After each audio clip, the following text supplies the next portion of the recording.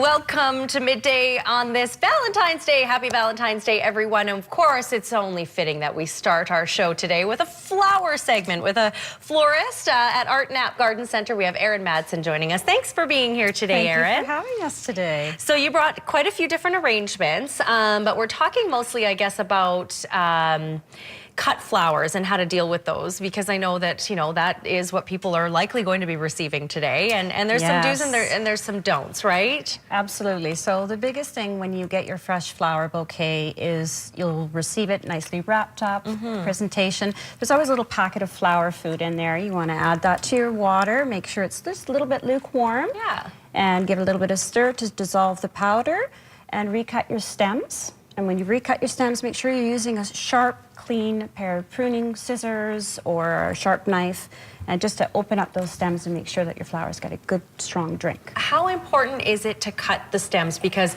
I've heard some, I've heard it's important, but is there a certain way you should cut them, like on an angle? Is that true, or are you laughing because this is a question you get all the time? We do get this question a lot. Always on an angle is advised, particularly anything that has a thicker or a woodier stem, like your roses, for example. They have a big, thick stem like that, so you want to cut them on an angle. Okay. As you can see that we've done here. Okay. And then with the flower food and the warm water just helps that suck it up a little bit more. And when you expose, by cutting on an angle, you expose more of a drinking area for the flower. Okay, so warm water, that's also a trick? Warm water. For all flowers, Erin? Just particularly, not hot, like a lukewarm water. But tulips, you can put them into a cool water as well. So because they are a bulb flower, and generally things that are bulb flowers, if you use hot water or too warm, then it'll just do the reverse effect and they won't last as long for you. Here's a question for you. After you receive your flowers, if they're not in water, how long do you have to get them into water before they start to wilt? Well, that would depend on the type of conditions and everything else like that. Yeah, I guess the temperature, if they're in like a hot area or... Yeah, if a cool car, things like that, the biggest thing is that you always want to have them packed for you accordingly. So when we send anything out of our store, it will go on water vials, or it will send you with a bucket of water, or suggest that it's going in a vase if you're going to send it any time that it will be out of water. Okay, these are beautiful arrangements. Let's talk a little bit about these, Erin. What kinds of flowers are included in all of these? Well, we'll start with a little bit of a spin on the traditional. We have the carnations here. So just a dozen carnations, excellent choice for longevity. And to make it a little bit different, we put it into a little cupcake. Cute. So, oh my goodness, let's see. Little, can you see that, Marcel? That is fantastic. Just in a little silicone cup, so a water stored in an oasis. So I love those stems are already in a water source. So all you need to do is just put it under the tap and add a little bit of water to it. That's such a great idea. I would never have thought of that. It looks like a little cupcake. Okay. Yes, so we have these featured on our store for Valentine's Day. Excellent. So it comes with that and a little box of chocolates.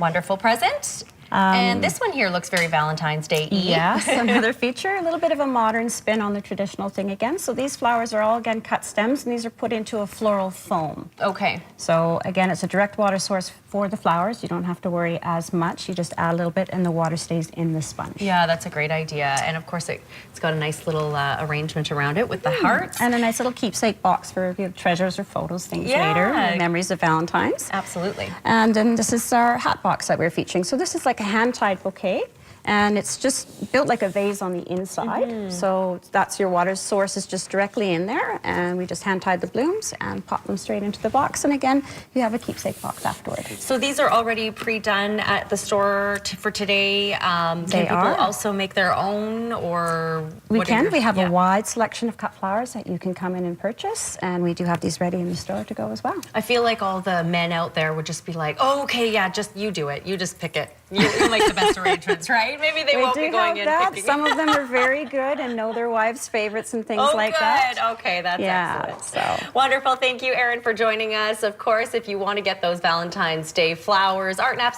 is a fabulous place to go. And there's more information there on the screen for you. We will be right back in a couple of minutes on Midday. We've got Michelle Mistel joining us right after a break. Stay with us.